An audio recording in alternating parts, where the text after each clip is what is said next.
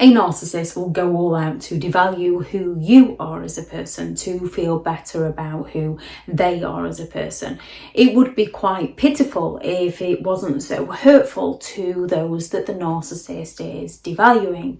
When it comes to a narcissistic person, their devaluation and their put downs of those around them shows just how miserable the narcissist is. It shows their envy, as they can't be pleased for other people. They have to tear everybody else apart to feel better about themselves. Hello everyone, and welcome back to the channel where we discuss all things narcissism, and this video is to explore more about the narcissist and the devaluation stage of a relationship with a narcissistic person. And this can be a partner, a friend, a work colleague, it can be a parent, it can be a family member. Narcissistic people follow a similar pattern of behaviour, and it's usually whatever aspect they're not happy within their life, they're going to go all out to tear somebody else's to shreds, to feel better about their own unhappiness and their own misery. They're not interested in raising other people up, they're interested in taking everybody else down. When it comes to the narcissist and their devaluation, often the very things that they were once attracted to within you, they tend to then go all out to take these things away from you, to destroy them for you. They can fear abandonment, so if they can take the things away from you that they were attracted to within you, that makes them feel more secure within the relationship. However, then they will go all out to accuse you of changing into somebody they don't recognise, even though they are the very person that's changed you, by saying, oh, I don't think you should do that. Oh, what are you wearing that for? I think, yeah, I like your hair better when it's short. I like you with a beard. I like you clean shaven. Whatever it is that they want to strip away from you, to take away your confidence, they're just going to subtly plant those seeds of thought within your mind, which often ends up in your subconscious mind, to the point where, because it is repeated to you over and over again, you start to believe that you're doing it for yourself. Those around you might say to you, why do you have your hair like that these days? You might say, oh, so-and-so doesn't really like it. Oh, no, it's my choice too. I prefer it like this, because they've programmed you over the time to think how they want you to think. Narcissistic people devalue you so that you feel that you are worth less than you actually are. They can do it in an aspect where, if you ask them to do something, they make you feel like you're asking too much of them. They accuse you of being too demanding. So you then fear asking them for favours. However, with a narcissist, you're damned if you do and you're damned if you don't. So if you go right ahead and do something for yourself, they're going to come along and tell you how you did it wrong, or how they could have done it far better than you did. They devalue you in a way to make you feel like you don't fit in. They triangulate you off against other people. So they can just simply come along and claim that your family interferes too much, or that your friends are envious of you. And it matches the reality that the narcissist is creating when the narcissist turns around and claims that your friends are jealous of you. Because the narcissist has planted those seeds within your mind to change who you are as a person, to make the narcissist feel secure and happy. Not that you realise this is why they're doing it. It's that subtle programming. So you change who you are, and then your friends try to speak up about the person you are changing into, because they're seeing that change within you and recognising that it's not for the better. So they try to step in and help you. You then go and talk to the narcissistic person, who then tells you that that friend of yours is just jealous of you. So you think, oh, that's why. So the narcissist is projecting what they are doing over to your friends and family, claiming your friends and family are doing it to get you to question your friends and family and think that your friends and family are turning against you, and the narcissist is the one that's trying to support you. They set the reality so that you question how you feel. Gaslighting, we're all capable of gaslighting. We're all capable of someone coming to us and going through a horrific experience and just turn around and saying to them, all right, just calm down, which is a gaslighting phrase. That's not meant in a gaslighting way. You're just trying to calm them down a bit so that you can discuss things rationally, so that they can think more clearly and process and take the steps that they need to take to get out of the situation they are in. And it's very difficult being an outsider trying to help somebody else. With a narcissistic person, they're going to go all out to chip away at you, to wind you up, to get you going, to get that reaction from you, to stress you out, to drain you, that when you react to them, they're going to stand back and say, I think perhaps you need to calm down. They don't want to help you calm down. They want to wind you up all the more. They will literally start picking on your insecurities. Anything you're insecure about, they will chip away at these, and they will plant fresh new insecurities within you. And then when they notice something, for example, a narcissistic person can drain you to the point where you are no longer able to do the things that you used to be able to do because you're that stressed and depressed and tired, and you don't want to go out anymore because you're in that survival mode where you just can't seem to cope anymore. And then the narcissist will stand there and say, oh, my ex was able to do this. Oh, your friend, look, they're able to do this, to make you feel even more insecure about who you are as a person. When they're not, narcissistic people require that excessive attention, and when they're not getting the attention they believe they're entitled to, they become offended. Not only do they become offended, they then seek to find a way to punish you. One way they will do this, instinctive or intentional, depends on the narcissist you're dealing with. Some will just do it instinctively because they are simply looking for the attention elsewhere that they believe they're not getting from you. So they go and get that attention elsewhere and they blame you. Well, if you would have paid me more attention, I wouldn't have had to go elsewhere. And in their mind, in their reality that they've created, they believe that's the way it is. With others, because you've arranged to do something with your children and the narcissist didn't want you to, because they wanted you to spend time with the narcissist, because the narcissist didn't have anything else on, they're going to go all out to gain that attention somewhere else in a way that they know is going to hurt you. They want to provoke that feeling of jealousy within you, to devalue who you are as a person. And when you have those natural feelings of jealousy that they have provoked within you, when you try to communicate with them, they're just going to stand there and go, oh, what's wrong? Is somebody a little bit jealous? Which matches their reality that they believe that you're the one that's envious of them, even though they've created the reality in the first place.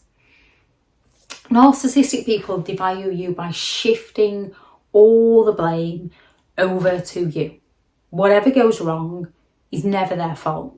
It's always your fault. They'll take the credit for everything that goes right. They'll take the credit for all the achievements. They'll turn around and say, after all I've done for you, well, where would you be without me? Again, planting those seeds of doubt within your subconscious that you start to fear losing them, because where would you be without them? Because they've repeated that phrase to you over and over again, that you cannot recognize the situation you are in. Anything that goes wrong, they blame you. If you hadn't, if you didn't, I'm sorry, but you. They do not take responsibility. They shift the blame. They find a scapegoat to pin the blame onto. And as somebody who looks at different points of view, that tries to see things from all angles, that takes responsibility for your behaviour, you often find yourself taking responsibility for their behaviour, when it's not It's not all you. They're responsible for themselves. You're responsible for you. However, it's very difficult to be responsible for yourself when somebody is programming you to feel like you're not enough and question everything about yourself. Narcissistic people devalue you by getting you to devalue yourself. They get you to a point where you feel like you have to justify and explain your motives that you do not even have, intentions you don't even have, your whereabouts, why you're wearing something, why you're going for a job interview. You have to explain and justify yourself to them. So you are devaluing yourself to them by passing absolutely everything by them. And you can almost feel like, well, it's just communication. And with a narcissist, they're only listening to the information that they can use against you. Narcissistic people go all out to sabotage you at each and every turn. And it is often with that verbal attack where they are literally brainwashing you into believing things that aren't true. They will go around, if you've got an important event, they will go around and hide your car keys from you. And then they will help you look for them. And once you're late, they will find them for you. They will accuse you of being forgetful, of not remembering where you put things. They'll expect eternal gratitude for helping you find the thing that they hid. Yet you can't call them out because you haven't got the facts and evidence. And they're also saying how wonderful and helpful they are, that your mind is being programmed to believe that they're wonderful. Where would you be without me? And you're thinking, where would I be without them? They've just found my keys for me. I need to be more careful. I'm losing my mind. And this is where the narcissist gaslighting, which is pathological in itself, it becomes more pathological when they begin hiding things from you, taking things from you, and then helping you look for them. They sabotage special occasions. Again, they gaslight and they set the environment. So if you've got something planned and you're looking forward to it, they're going to go all out to put you in a mood. They're going to go all out, if you like to be on time, to make you run late. They're going to go all out to spill something on the outfit that you're wearing. They're going to go all out to hog the bathroom, and then you're in there getting ready and they'll be tapping their feet saying, hurry up, we're going to be late. And then when you lose it with them, they're going to blame you. Look at the state of you. Why would I want to go anywhere with you? This is why I don't go anywhere with you.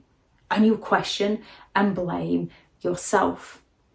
They go all out to isolate you from finances, from friends, from family, from any form of support. And they find a way to blame you. They'll start saying, oh, you should go out more. However, with a narcissistic person, what they'll do is they'll tell you to go and get some rest. However, you don't get that rest, or even if you do go and get that rest, when you get up, they haven't taken care of anything for you. They'll tell you to go and get some rest. They'll tell you they'll take care of everything. Only once you are rested, they haven't taken care of anything. They've made things 10 times worse. And then when you try to communicate your very valid feelings with them, they turn around and say, oh, I knew it wouldn't be enough for you. I don't know why I bother. You're so ungrateful. So the next time they tell you to go and get some rest, you think, now you Nelly, I know what happened last time. I'm not doing that. Nothing gets done. And then they say, it's not my fault that you never want to take a break. It's not my fault that you never want to get any rest. And you're in that catch-22. If you're damned if you do and you're damned if you don't. If you go and get the rest, then you've got so much more to work on when you are rested. If you don't get the rest, then you're still plowing through, and the narcissist just twists whatever you do to work in their favour. They'll keep you so busy that you can't get to go out with friends and family, or you're too tired, you're too drained. They go all out to neglect you to the point where you haven't got the time or energy for them, and then they accuse you of being the one who is neglecting them. Narcissistic people devalue you by using the silent treatment. They simply refuse to communicate with you, and you know on some level that if you're finding it difficult to communicate with somebody, you're either fearing that communication with them, or they've done something that's hurt you and you're not ready to communicate with them, although because you care about them at some point you would. So you analyse, overanalyse, because of the situation you're in, what you've done to get them to fall silent on you and work harder to please them. Yet they give you that false hope. They do little things for you, and more often than not, they do far less than you actually realise. It's just they constantly point out what the things they have done. So that's fresh in your mind. They constantly point out whenever they do something, they have to come and tell you what they've done for you, because they haven't done it for you, they've done it for themselves. They shift all the blame onto you. Nothing is ever their fault. They invalidate you. They cause that intrigue within you, and then when you go looking for answers, they accuse you of going through their things. And as you know that going through their things is wrong, you're the one that ends up apologising to them for what they've done to you. They triangulate you. They project out onto you. They accuse you unjustly of things, or they provoke feelings or actions within you and then accuse you of those feelings and actions they've provoked within you, so it matches your reality, so you blame and question yourself. When it comes to a narcissistic person, they need you to feel less than so that they can feel superior to you and they can keep control over you. When it comes to dealing with this, you have to get out of the situation to be able to see the situation you're in, because they're constantly brainwashing you to serve themselves. So you have to find a safe way out. And then once you've found a safe way out of the situation, you have to learn to stop listening to them. Narcissistic people don't make it easy. They go all out to smear your name to those around you. You have to not listen to that too and not play a part in that. The gossip dies down a lot faster when you step away. Confidence is something that we build over time. When we learn any new skill, we usually suck at it. We usually can't do it. When you look at a toddler babies don't just come out walking and talking. They have to learn. And it's a process, and it's an individual process for each and every one. And the more they practice, the better they become, and the more confident they become within their ability. So it's getting over that fear of failure and going for it anyway until you see yourself succeed, and then the confidence grows. The narcissistic person, they tend to lack the confidence. However, they have an ample amount of arrogance, which is another reason why they seek to devalue those around them, because they lack the ability in something. They will arrogantly put everyone else down, devalue everybody else to feel better about themselves. So if you go and ask a genuine person how you do something because you don't know how to do it, if a genuine person knows, they'll say, oh yeah, that's fine, I didn't know how to do that once. If you just do this and this, and they'll take the time to explain it to you, unless they're having a bad day. However, they apologise. When it comes to a narcissistic person, you ask them, even if they don't know, they're going to tell you and then claim that you're the one that's picking it up wrong. It's not their fault that you're unteachable, when in reality they didn't know. Or they'll just turn around and say, oh, how dumb are you not to even know that? Or go and ask somebody else. They'll not admit to not knowing because it's their arrogance. They'd rather lead you down the garden path than tell you the truth.